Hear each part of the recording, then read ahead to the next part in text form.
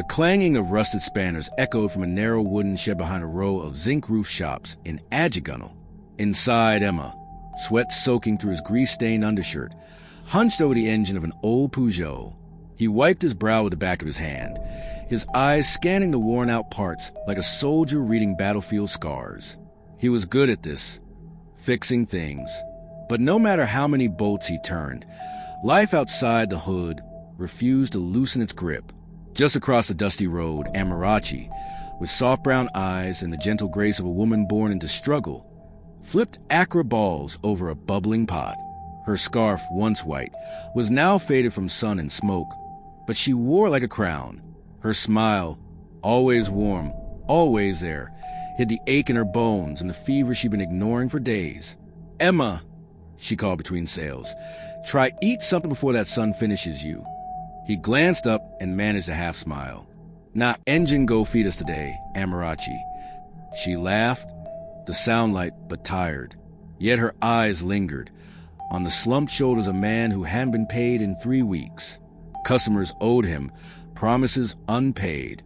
Tenants' notice slipped under their door again last night. And now her mother had been coughing blood in the village. Still, Amarachi never stopped speaking life into Emma.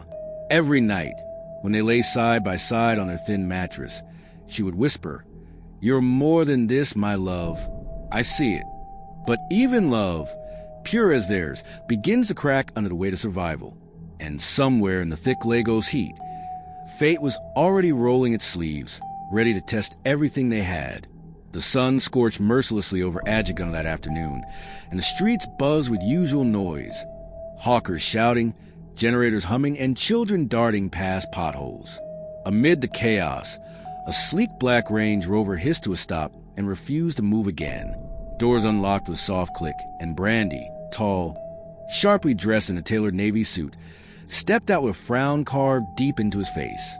His return from London had been triumphant. Until now. He looked around, visibly disgusted. "Where the hell is this?" he muttered, tapping at his phone for signal. None. A voice called from the side. "Olga, car problem?" Brandy turned. Emma, stained in grease, stood by his workshop with folded arms. Brandy's eyes ran over his worn shirt and oil-soaked hands. "You know anything about this kind of engine?" Emma raised a brow. "More than your mechanic in London," he replied flatly. Brandy scoffed but gestured for him to try. Emma popped the hood, mumbled something under his breath, and started working. Moments later, Amarachi approached quietly, her wrapper flapping against her legs, a bottle of cold water in her hand. "Here, sir. You look like you could use this." Brandy looked up and froze. She wasn't flashy. Her hair was wrapped in a simple scarf, her hands dry from work. But her eyes held something rare. Kindness. Calm. The type of woman you didn't forget. He took the water. Their fingers brushed. Something inside him shifted, and he didn't know why. Brandy wasn't the kind of man to lose sleep over a woman, especially not one who fried Accra in the gutters of Adjugunal. But days after their brief encounter, her voice kept echoing in his mind like a stubborn melody. Her smile, her eyes, the way she'd said sir with respect, not submission. It unsettled him more than he cared to admit. So, he started showing up again. First, he claimed to be scouting land for development nearby. Then, he ordered his driver to slow down every time they passed Emma's shop. He didn't stop, just watched from behind tinted glass as Amarachi worked, unaware that eyes too rich to belong were now fixed on her daily routine. Soon, small packages began arriving. A box of expensive scarves, a wristwatch, new frying pans, each one unsigned. Each one respectfully returned by Amarachi with a polite note scribbled in pencil. Emma noticed a change. The way Amarachi looked distracted sometimes, as if replaying a conversation only she could hear. One day, he caught her standing by the roadside, staring down at a carefully wrapped box. No name, no sender. "Who dey send you all these things?" he asked, trying to stay calm. Amarachi looked up, guilt in her eyes. "I don't know, but I don't take them." Emma stepped closer. "You think, say, big men give gifts for free? Be careful, Amarachi. Them no day help without price." Later that week, Brandy crossed a line. He showed up in person and made his move. "Come work with us," he said. "You don't belong here." Amarachi blinked, heart pounding. "Thank you, sir, but I already have a job." Brandy smiled faintly. "I'm not done asking." And in that moment, the game began. The days dragged like cement. Emma's workshop stood quieter now. Customers had become stories, all promising, "I'd go come back," with empty wallets and cheaper mechanics around the corner. He stared at the rent notice on their door, the red ink bold and threatening. 2 weeks overdue. No customers. No light. And now, a phone call from the village. Amarachi's mother had collapsed. Blood in her stool. The local nurse said it could be typhoid, or worse. "We need 70,000, Amarachi whispered that night, her voice trembling, to move her to a better clinic. Emma stared at the ceiling, silent. He didn't have 7,000. He could barely feed his wife. The next morning, Brandy appeared outside her stall, like a ghost with perfect timing. He wore a clean white linen shirt, sunglasses perched on his forehead. "I heard about your mother," he said gently. "Let me help." She looked up, startled. "Why do you even care?" "Because good women deserve to see their mothers alive," he said. "Take it, no strings." Amarachi hesitated. Her chest rose and fell. Her pride screamed, but her heart? It pictured her mother gasping on a hospital bed. She took the envelope. That night, Emma found it hidden beneath their mattress. Cash. Notes crisp, counted, and silent. "Where did this come from?" he demanded. Amarachi froze. I used it for Mama's treatment. That's all." "From him?" Emma's voice broke. "You took his money?" She nodded slowly. He paced the room, fist clenched. "I told you, Amarachi, men like that never help for free." "I had no choice," she cried. But the damage was done. Between them now, silent, heavy, and invisible, trust had started to bleed. The silence between them had grown louder than any fight. One evening, after another tense argument that ended with Emma punching the wall and storming out, Amarachi packed a small bag. No tears, no drama, just pain folded into her wrapper. She left a note. "I'm not leaving you. I'm just giving you space to breathe." Back at her family home in Yanapaja, the smell of fresh rain and burnt firewood filled the air, but nothing could clear the heaviness in her heart. She thought peace would follow her, but instead came confusion and Brandy. He arrived in a black Prado Jeep, stepping out with a bouquet of white roses and a calm, rehearsed smile. "I heard you came home. I just wanted to check on you." Amarachi stared from the doorway. "How did you even know where I live?" "I have ways," he said, chuckling softly. "But don't worry. I mean no harm." He visited again, and again, this time with gifts for her mother. New mattresses, a generator, money for her siblings' school fees. "I just want to help," he'd say, his voice low and gentle, like it carried no danger. Amarachi stayed cautious, but deep down, something shook. She prayed hard, fasted, spoke to her pastor.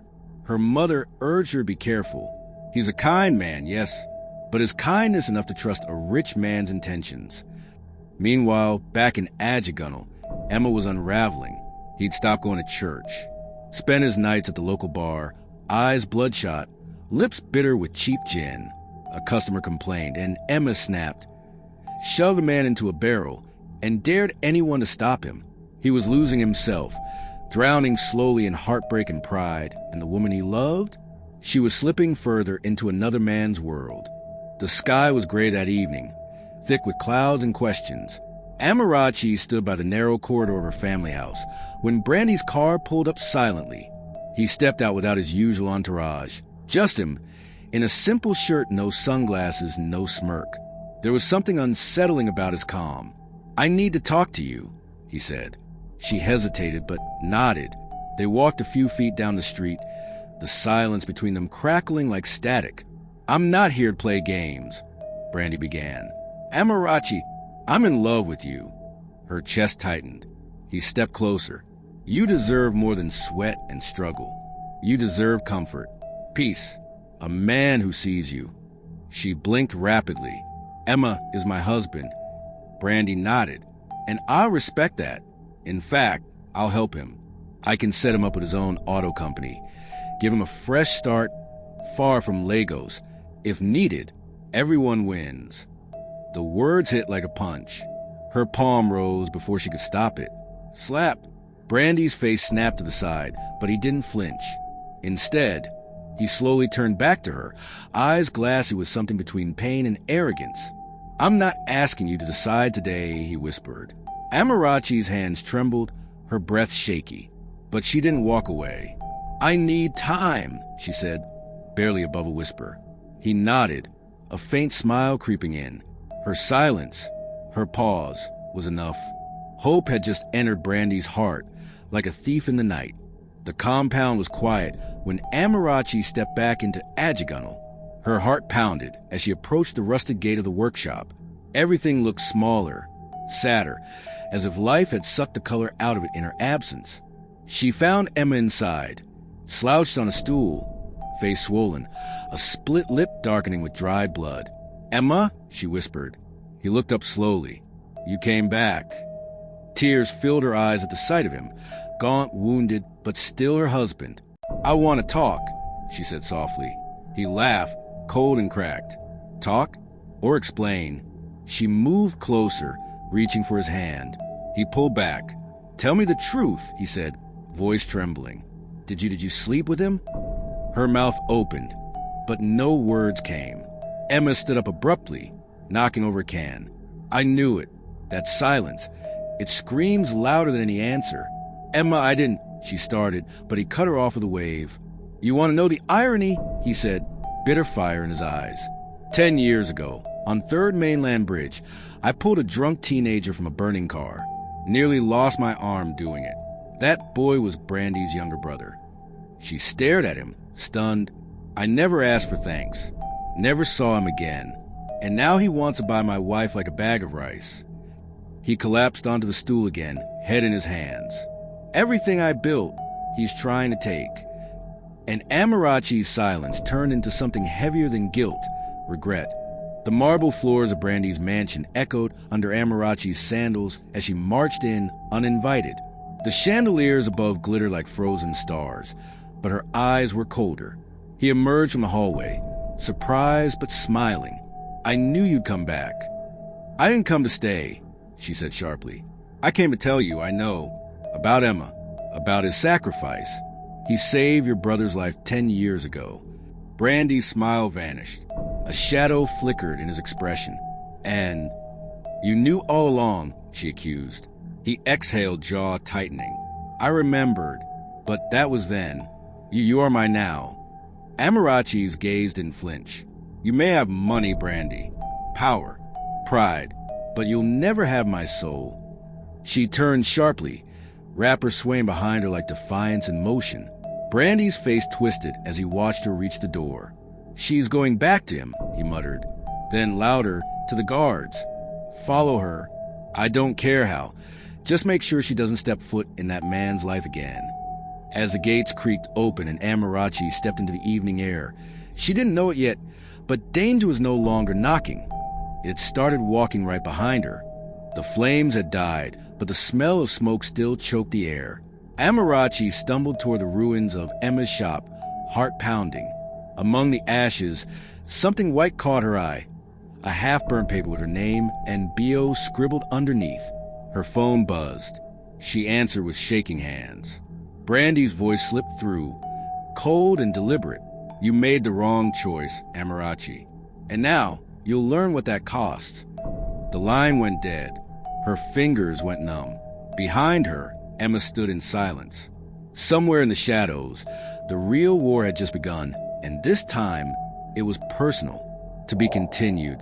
Make sure to subscribe to the channel and turn on the notification bell, so you'll be the first to know when part 2 drops. You won't want to miss what happens next.